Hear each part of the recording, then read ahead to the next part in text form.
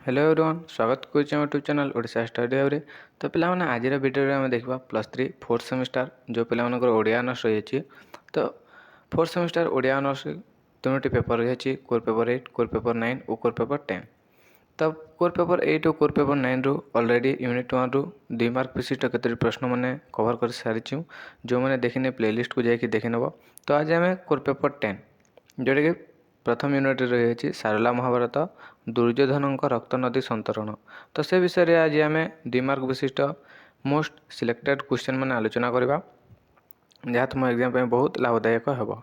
तो देख जो मैंने चैनल को प्रथम थर आसुँच चैनल को सब्सक्राइब करदेव, बेल आइकन को प्रेस कर ऑल नोटिफिकेशन ऑन करदेव जहाँद्वारा परवर्ती वीडियो आप सर्वप्रथम पाइपर। तो चलतु वीडियो को डेरी नक आरंभ करवा। तो देख पिलाने प्रथम प्रश्न रही दुर्योधनଙ୍କ रक्त नदी संतरण कवितार कवि किए? दुर्योधनଙ୍କ रक्त नदी संतरण कवितार कवि किए? यही कविताटी तांकर केउं ग्रंथर अंशविशेष? तो देख दुर्योधनଙ୍କ रक्त नदी संतरण कवितार कवि होचंती ओडिया साहित्यर आदिकवि सारला दास। ओडिया साहित्यर आदिकवि सारला दास होचंती दुर्योधनଙ୍କ रक्त नदी संतरणर कवि कवितार कवि बुझेला सारला दास। ओडिशार गजपति कपिलेन्द्र देवंकर से थिले समकालीन। तो ओडिशार गजपति कपिलेन्द्र देवंक से समय से थिले बुझेला। आलोच्य दुर्योधनଙ୍କ रक्त नदी संतरण कविताटी कविंक महाभारत गदा पर्वर एक अंशविशेष। तो यही दुर्योधनଙ୍କ रक्त नदी संतरण कविताटी दुर्योधनଙ୍କ रक्त नदी संतरण कविताटी कविंकर सारला दासकर महाभारत गदा पर्वर एक अंशविशेष। गदा पर्वर एक अंशविशेष बुझेला। तो सेकेंड प्रश्न रही देख भीष्म किए? भीष्म किए तांको संपर्क कवि कौन उल्लेख करछंती? तो देख महाभारतर एक त्यागी भीष्म होचंती महाभारतर एक त्यागी महनीय चरित्र होचंती चिरकुमार भीष्म। महनीय चरित्र होचंती चिरकुमार भीष्म। से तिले आजन्म ब्रह्मचारी पिता शांतनुଙ୍କ निकटरे शपथ करे कठोर प्रतिज्ञा बल से आजीवन नारी स्पर्श करि नथिले। से थिले कौरव और पांडव मानकर पितामह भीष्म। से थिले कौरव और पांडव मानकर पितामह बुझेला। तो देख महाभारतर एक त्यागी होचंती भीष्म। महनीय चरित्र होचंती चिरकुमार भीष्म। तांकर चरित्र होची एक वीरत्व भाव बुझेला। से थिले आजन्म ब्रह्मचारी।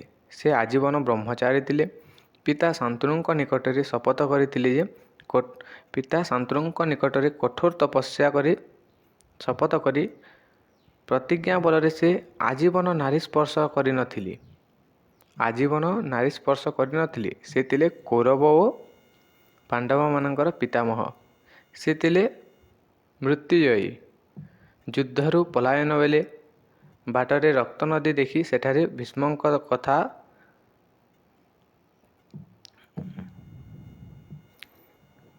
तो देख पिला टी ब्लूर आसुचे। तो युद्धरु पलायन बेले बाटरे रक्त नदी देखी सेठारे भीष्मଙ୍କ कथा मने पकाई विलाप करथिले बुझेला। तो नेक्स्ट प्रश्न रही देख तो देख कृपाचार्यଙ୍କ कथा तुम पठित दुर्योधनଙ୍କ रक्त नदी संतरण कवितार क्यों प्रसंग में वर्णित अच्छी? तो कृपाचार्यଙ୍କ कथा तुम पठित तुम पढ़ुवा दुर्योधनଙ୍କ रक्त नदी संतरण कवितार क्यों प्रसंग में रही? तो देखा कृपाचार्यଙ୍କ पुत्र थिले कृपाचार्य। कृपाचार्यଙ୍କ पुत्र थिले कृपाचार्य। द्रोण थिले तांकर भिणेई। महाभारत युद्ध रे द्रोण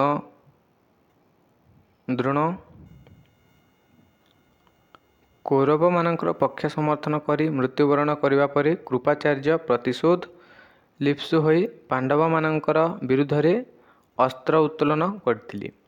अर्जुनଙ୍କ द्वारा कृपाचार्य नीलबाण और भुजबाण माध्यम निहत करथिले। दुर्योधनଙ୍କ भावांतर कृपाचार्य प्रसंग स्थान पाई। तो देख कृपाचार्य पुत्र थिले कृपाचार्य। द्रोण थिले तांकर भिणेई। महाभारत युद्ध रे द्रोण कौरव मानकर पक्ष समर्थन करी मृत्युवरण करने पर कृपाचार्य प्रतिशोध नेबापी पांडव मानक विरुद्ध रे ଅସ୍ତ୍ର ଉତ୍ତୋଳନ କରିଥିଲି। ଅର୍ଜୁନଙ୍କ ଦ୍ୱାରା କୃପାଚାର୍ଯ୍ୟ ନୀଳବାନ ଓ ଭୁଜବାନରେ ନିହତ ହୋଇଥିଲେ। ଦୁର୍ଯ୍ୟୋଧନଙ୍କ ଭାବାନ୍ତରରେ କୃପାଚାର୍ଯ୍ୟଙ୍କ ପ୍ରସଙ୍ଗ ସ୍ଥାନ ପାଇଛି। ତାହା କେଉଁ ପ୍ରସଙ୍ଗରେ ସ୍ଥାନ ପାଇଛି ନା ଦୁର୍ଯ୍ୟୋଧନଙ୍କ ଭାବାନ୍ତରରେ କୃପାଚାର୍ଯ୍ୟଙ୍କ ପ୍ରସଙ୍ଗ ସ୍ଥାନ ପାଇଛି। ତ ଦେଖ, ଦ୍ରୋଣ କାହାର ପୁତ୍ର ଥିଲେ? ସେ କେଉଁମାନଙ୍କର ଗୁରୁ ଥିଲେ? ଦ୍ରୋଣାଚାର୍ଯ୍ୟ ଥିଲେ ଭରଦ୍ୱାଜ ଋଷିଙ୍କର ସନ୍ତାନ। ତ ଦ୍ରୋଣାଚାର୍ଯ୍ୟ ଥିଲେ ଭରଦ୍ୱାଜ ଋଷିଙ୍କର ସନ୍ତାନ। ସେ କୃପାଚାର୍ଯ୍ୟଙ୍କ ଭଉଣୀ କୃପୀଙ୍କୁ ବିବାହ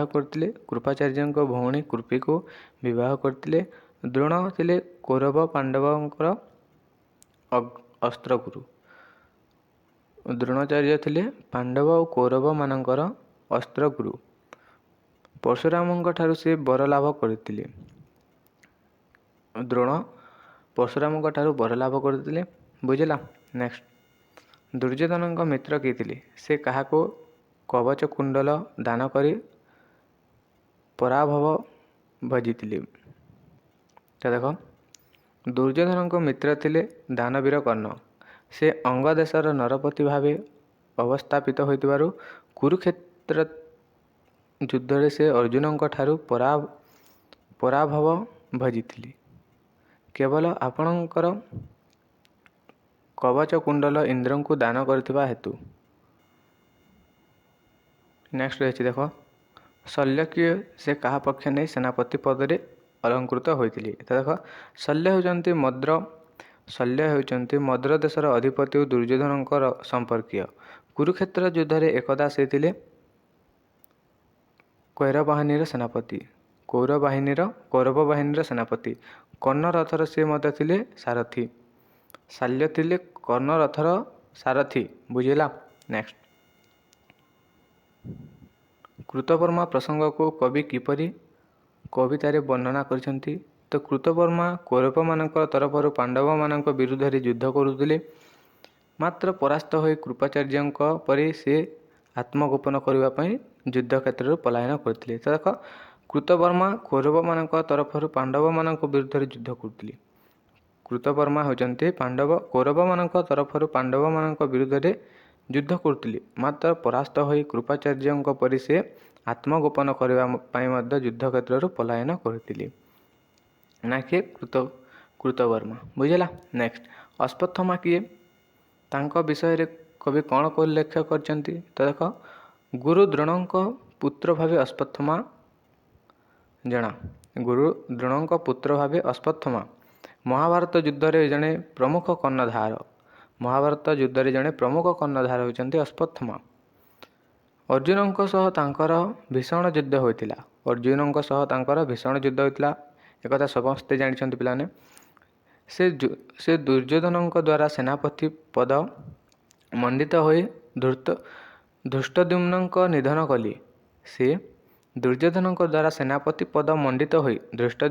ନିଧନ କଲେ ଏବଂ ଦ୍ରୌପଦୀଙ୍କ 5 ପୁତ୍ରକୁ ହତ୍ୟା ମଧ୍ୟ କରିଥିଲେ। କିଏ? ଅଶ୍ୱତ୍ଥାମା। ବୁଝିଲା। ଅଶ୍ୱତ୍ଥାମା ଦ୍ରୌପଦୀଙ୍କ 5 ପୁତ୍ରକୁ ହତ୍ୟା କରିଥିଲେ। ନେକ୍ସଟ ରହିଛି ଦେଖ, ଶକୁନି କାହାର ପୁତ୍ର ଏବଂ ତାଙ୍କ ବିଷୟରେ ଶାରଳା ଦାସ କବିତାରେ କ'ଣ ବର୍ଣ୍ଣନା କରିଛନ୍ତି? ଦେଖ, ଶକୁନି ହେଉଛନ୍ତି ଗାନ୍ଧାର ଦେଶର ରାଜା ଗାନ୍ଧାରସେନଙ୍କ ପୁତ୍ର। ଦୁର୍ଯ୍ୟୋଧନଙ୍କ ଦ୍ୱାରା ଗାନ୍ଧାରସେନ ବଂଶ ନିର୍ବଂଶ ହୋଇଥିଲା। ତ ଦୁର୍ଯ୍ୟୋଧନଙ୍କ ଦ୍ୱାରା ଗାନ୍ଧାରସେନ ବଂଶ ନିର୍ବିଂଶ ହୋଇଥିଲା। କୁଟଲ ପଟ ଦ୍ୱାରା ସେ ଦୁର୍ଯ୍ୟୋଧନଙ୍କ ମୁଖ୍ୟ ପରାମର୍ଶଦାତା ଓ ମନ୍ତ୍ରୀ ହେବାର ଗୌରବ ଅର୍ଜନ କରିଥିଲେ। ତାଙ୍କର ଉଦ୍ଦେଶ୍ୟ ଥିଲା କୌରବ ବଂଶ ଧ୍ୱଂସ କରିବା। ଶେଷରେ ତାଙ୍କର ବକ୍ରାନ୍ତ ଫଳପ୍ରଦ ହୋଇଥିଲା। ବୁଝିଲା। ତ ଶକୁନି ଚାହୁଁଥିଲେ ଯେ କୌରବ ବଂଶ ଧ୍ୱଂସ ହୋଇଯାଉ। ବୁଝିଲା। ନେକ୍ସଟ, ଲକ୍ଷ୍ମଣ କୁମାର କିଏ? କବି ଶାରଳା ଦାସ ତାଙ୍କ ବିଷୟରେ ଦୁର୍ଯ୍ୟୋଧନଙ୍କ ରକ୍ତନଦୀ ସନ୍ତରଣ କବିତାରେ କ'ଣ ବର୍ଣ୍ଣନା କରିଛନ୍ତି? ତ ଦେଖ, ଦୁର୍ଯ୍ୟୋଧନଙ୍କ ଏକମାତ୍ର ପୁତ୍ର ଲକ୍ଷ୍ମଣ କୁମାର। ସେ ସର୍ବଲକ୍ଷଣ ମଣ୍ଡିତ। ପାଣ୍ଡବ କୌରବମାନଙ୍କ ମଧ୍ୟରେ ଥିବା ମତଭେଦକୁ ସେ ପସନ୍ଦ କରୁନଥିଲେ। ଫଳରେ ପିତାଙ୍କୁ ସେ ପ୍ରବର୍ତ୍ତାଇଥିଲେ ଯେ ପାଣ୍ଡବମାନଙ୍କୁ 5 ଖଣ୍ଡି ପଡ଼ା ଦେଇ ଶାନ୍ତି ପ୍ରତିଷ୍ଠା କରିବା ପାଇଁ। ମାତ୍ର ଲକ୍ଷ୍ମଣ କୁମାର କଥାକୁ ଗ୍ରହଣ ନ କରି ମହାଭାରତ ଯୁଦ୍ଧ ସୃଷ୍ଟି କଲେ ଦୁର୍ଯ୍ୟୋଧନ। ତ ଦୁର୍ଯ୍ୟୋଧନଙ୍କ ପୁତ୍ର ଚାହୁଁନଥିଲେ ଯେ କୌରବ ପାଣ୍ଡବମାନଙ୍କ ମଧ୍ୟରେ ଯୁଦ୍ଧ ହେବ ବୋଲି। ସେ କହୁଥିଲେ ତାଙ୍କ ପିତାଙ୍କୁ ଯେ ପାଣ୍ଡବମାନଙ୍କୁ 5 ଖଡ଼ି ଅର୍ଥାତ୍ 5 ଖଣ୍ଡି ପଡ଼ା ଦେଇ ଶାନ୍ତି ପ୍ରତିଷ୍ଠା କରିବା ପାଇଁ। ମାତ୍ର ଲକ୍ଷ୍ମଣ କୁମାରଙ୍କ କଥାକୁ ଗ୍ରହଣ ନ କରି ମହାଭାରତ ଯୁଦ୍ଧ ସୃଷ୍ଟି କରିଥିଲେ ଦୁର୍ଯ୍ୟୋଧନ। ବୁଝିଲା। ନେକ୍ସଟ, କିଏ ଲକ୍ଷ୍ମଣ କୁମାରକୁ କୁରୁକ୍ଷେତ୍ରରୁ ହସ୍ତିନାର ରାଜପୁରକୁ ପଠାଇ ଦେଇଥିଲେ? ତ ଦେଖ, ମହାମାନେ ଦୁର୍ଯ୍ୟୋଧନ କୁରୁକ୍ଷେତ୍ରରୁ ପଳାୟନ କରିବା ସଙ୍ଗେ ସଙ୍ଗେ ପୁତ୍ର ଲକ୍ଷ୍ମଣ କୁମାରକୁ ଗୋପନ ପଥରେ ହସ୍ତିନାର ରାଜପୁରୀରେ ପଠାଇ ଦେଇଥିଲେ। ମାତ୍ର ପଥ ମଧ୍ୟରେ ଭୀମ ତାଙ୍କୁ ବଧ କରିଥିଲେ। ତ ଦେଖ,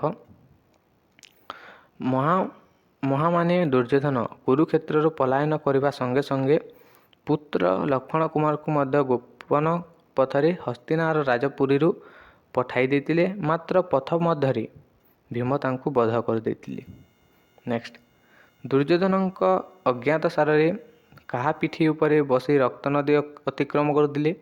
ତ ଦେଖ, ଦୁର୍ଯ୍ୟୋଧନ ଅଜ୍ଞାତରେ ଅର୍ଥାତ୍ ନ ଜାଣି କୌରବ କୁଲର ରକ୍ଷାକାରୀ ଓ ଭବିଷ୍ୟତର ଲକ୍ଷ୍ମଣ କୁମାର ନିର୍ବାପିତ ହୋଇଥିଲା ଭୀମର ଗଦାଘାତରେ। ତ ଲକ୍ଷ୍ମଣ କୁମାର ନିର୍ବାପିତ ହୋଇଥିଲେ ଭୀମର ଗଦାଘାତରେ। ଦୁର୍ଯ୍ୟୋଧନ ନିଜର ଅଜ୍ଞାତସାରରେ ଲକ୍ଷ୍ମଣ କୁମାରଙ୍କ ପିଠିରେ ବସି ରକ୍ତ ନଦୀ ପାର ହୋଇଥିଲେ। ମାତ୍ର ନଦୀର ଅପର ପାର୍ଶ୍ୱରେ ସେ ଲକ୍ଷ୍ମଣ କୁମାରକୁ ଚିହ୍ନି ପାରି କ୍ରନ୍ଦନ କରିଥିଲେ, ଯାହା କବିତାରେ ମର୍ମସ୍ପର୍ଶୀ ଭାବରେ ବର୍ଣ୍ଣିତ ହୋଇଅଛି। ତ ଦେଖ ପିଲାମାନେ, ଏଇ ଯେଉଁ ଦୁର୍ଯ୍ୟୋଧନ ଲକ୍ଷ୍ମଣ କୁମାରଙ୍କ ପିଠିରେ ବସି, ତ ଦୁର୍ଯ୍ୟୋଧନ ତ ଜାଣିନଥିଲେ, ଅଜ୍ଞାତରେ ବସିଥିଲେ, ଲକ୍ଷ୍ମଣ କୁମାରଙ୍କ ପିଠିରେ ବସି ରକ୍ତ ନଦୀ ପାର ହୋଇଥିଲେ। ସେଥିପାଇଁ ଏଇ ଟପିକ୍ ବିଷୟ ହେଉଛି ଦୁର୍ଯ୍ୟୋଧନଙ୍କ ରକ୍ତ ନଦୀ ସନ୍ତରଣ। ତ ତାଙ୍କ ପୁତ୍ରଙ୍କ ପିଠିରେ ବସି ରକ୍ତ ନଦୀ ପାର ହୋଇଥିଲେ ଦୁର୍ଯ୍ୟୋଧନ। ବୁଝିଲା। ନେକ୍ସଟ, ଭାନୁମତୀ ସମ୍ପର୍କରେ କବିତାରେ କ'ଣ କୁହାଯାଇଛି? ତ ଦୁର୍ଯ୍ୟୋଧନଙ୍କ ପାଟରାଣୀ ହେଉଛନ୍ତି ଭାନୁମତୀ। ଲକ୍ଷ୍ମଣ କୁମାରଙ୍କ ମାତା ଭାବେ ସେ ଗର୍ବିତ। ଦୁର୍ଯ୍ୟୋଧନଙ୍କର ଗର୍ବ ଅହଙ୍କାରକୁ ସେ ପସନ୍ଦ କରୁନଥିଲେ, ବରଂ ପାଣ୍ଡବଙ୍କୁ ପଡ଼ା ଦେଇ ହସ୍ତିନାରେ ଶାନ୍ତି ବଜାୟ ରଖିବାକୁ ସେ ଦୁର୍ଯ୍ୟୋଧନଙ୍କୁ ବାରମ୍ବାର ଅନୁରୋଧ କରିଥିଲେ। ରକ୍ତ ନଦୀର ଅପର ପାର୍ଶ୍ୱରେ ପୁତ୍ର ଲକ୍ଷ୍ମଣଙ୍କର ମୃତଦେହ ଧରି ଦୁର୍ଯ୍ୟୋଧନଙ୍କ ବିଳାପ କରୁଥିବା ବେଳେ ଭାନୁମତୀଙ୍କ କଥା ମନେ ପକାଇ ଅନୁତାପ ପ୍ରକାଶ କରିଛନ୍ତି ଦୁର୍ଯ୍ୟୋଧନ। ତ ଦେଖ, ଦୁର୍ଯ୍ୟୋଧନଙ୍କ ପାଟରାଣୀ ହେଉଛନ୍ତି ଭାନୁମତୀ। ତ ଦୁର୍ଯ୍ୟୋଧନଙ୍କ ସ୍ତ୍ରୀ ହେଉଛନ୍ତି ଭାନୁମତୀ। ଲକ୍ଷ୍ମଣ କୁମାରଙ୍କ ମାତା ଭାବେ ସେ ଗର୍ବିତ। ଦୁର୍ଯ୍ୟୋଧନଙ୍କ ଗର୍ବ ଅହଙ୍କାରକୁ ସେ ମଧ୍ୟ ପସନ୍ଦ କରୁନଥିଲେ। ପାଣ୍ଡବଙ୍କୁ ପଡ଼ା ଦେଇ ହସ୍ତିନାରେ ଶାନ୍ତି ବଜାୟ ରଖିବା ପାଇଁ ଦୁର୍ଯ୍ୟୋଧନଙ୍କୁ ଅନୁରୋଧ କରୁଥିଲେ ଭାନୁମତୀ। ତ ରକ୍ତ ନଦୀର ଅପର ପାର୍ଶ୍ୱରେ ପୁତ୍ର ଲକ୍ଷ୍ମଣଙ୍କ ମୃତଦେହକୁ ଧରି ଦୁର୍ଯ୍ୟୋଧନ ବିଳାପ କରୁଥିବା ବେଳେ କ୍ରନ୍ଦନ କରୁ କରୁ ଭାନୁମତୀଙ୍କ କଥା ମନେ ପକାଇ ଅନୁତାପ ପ୍ରକାଶ କରୁଛନ୍ତି ଦୁର୍ଯ୍ୟୋଧନ। ବୁଝିଲା। ନେକ୍ସଟ, ଦୁର୍ଯ୍ୟୋଧନଙ୍କର ଆଦେଶ ପାଳନରେ କିଏ ଧୁରି ନଥିଲେ? ତ ଦେଖ, ଦୁର୍ଯ୍ୟୋଧନଙ୍କ ରକ୍ତ ନଦୀ ସନ୍ତରଣ କବିତାରେ ଦୁଃଶାସନର ପ୍ରସଙ୍ଗ ବର୍ଣ୍ଣନା କରିଛନ୍ତି କବି ଶାରଳା ଦାସ। ତ ଦୁର୍ଯ୍ୟୋଧନଙ୍କ ରକ୍ତ ନଦୀ ସନ୍ତରଣ କବିତାରେ ଦୁଃଶାସନର ପ୍ରସଙ୍ଗ ବର୍ଣ୍ଣନା କରିଛନ୍ତି କବି ଶାରଳା ଦାସ। ଦୁର୍ଯ୍ୟୋଧନଙ୍କର ସେ ଥିଲେ ପ୍ରବଳ ପରାକ୍ରମୀ ଓ ଦ୍ୱିତୀୟ ଭ୍ରାତା। ଦୁର୍ଯ୍ୟୋଧନଙ୍କ ଆଦେଶ ପାଳନରେ ଧୁରି ନଥିଲେ ଦୁଃଶାସନ। କୁରୁସଭା ତଳେ ଅତି ନିର୍ଲଜ ଭାବେ ମଦମତ୍ତ ହୋଇ ସେ ଦେବୀ ଦ୍ରୌପଦୀଙ୍କୁ ଉଲ୍ଲଙ୍ଘନ କରିଥିଲେ। କିଏ କରିଥିଲେ? ନା ଦୁଃଶାସନ। ବୁଝିଲା। ନେକ୍ସଟ ରହିଛି ଦେଖ, ପୁରୋଚନ କିଏ? ଦୁର୍ଯ୍ୟୋଧନଙ୍କ ନିର୍ଦ୍ଦେଶରେ ସେ କ'ଣ କରିଥିଲେ? ତ ପୁରୋଚନ ଜଣେ ସୁପକାର ବା ରୋଷେୟା। ଦୁର୍ଯ୍ୟୋଧନଙ୍କ ପାଣ୍ଡବମାନଙ୍କ ଅନ୍ନ ବାଢ଼ିବାର ଦାୟିତ୍ୱ ଏହି ପୁରୋଚନାଙ୍କୁ ହିଁ ଦେଇଥିଲେ। ପୁରୋଚନ ତାଙ୍କ ନିଜ ଲୋକ ଥିବାରୁ ଖାଦ୍ୟରେ ବିଷ ଦେବାକୁ ସେ ତାଙ୍କୁ ନିର୍ଦ୍ଦେଶ ଦେଇଥିଲେ। ବୁଝିଲା। ନେକ୍ସଟ ରହିଛି ଦେଖ, କେଉଁ ଶବ ଉପରେ ଦୁର୍ଯ୍ୟୋଧନ 70 ଭାର ଗଦା ସହ ନିଜେ ରକ୍ତ ନଦୀରେ ପାର ହୋଇଥିଲେ? ତ ଦୁର୍ଯ୍ୟୋଧନ ନିଜର ପ୍ରିୟ ପୁତ୍ର ଲକ୍ଷ୍ମଣ କୁମାରଙ୍କ ଶବ ଉପରେ 70 ଭାର ଗଦା ରଖି ସେ ନିଜେ ରକ୍ତ ନଦୀ ଅତିକ୍ରମ କରିବାରେ ସମର୍ଥ ହୋଇଛନ୍ତି। ତ ଦେଖ ମୋଷ୍ଟ ଇମ୍ପୋର୍ଟାଣ୍ଟ କ୍ୱେଶ୍ଚନ୍, ଦୁର୍ଯ୍ୟୋଧନ ନିଜ ପ୍ରିୟ ପୁତ୍ର ଲକ୍ଷ୍ମଣ କୁମାରଙ୍କ ଶବ ଉପରେ 70 ଭାର ଗଦା, 70 ଭାର, ସେ ଗଦାର ଭାର ଥିଲା 70 ଭାର ଗଦା ରଖି ନିଜେ ମଧ୍ୟ ରକ୍ତ ନଦୀ ଅତିକ୍ରମ କରିବାରେ ସମର୍ଥ ହୋଇଛନ୍ତି। ନେକ୍ସଟ, କେଉଁ କଥା ଚିନ୍ତା କରି ଦୁର୍ଯ୍ୟୋଧନ ବିକଳ ଭାବରେ କ୍ରନ୍ଦନ କରୁଛନ୍ତି?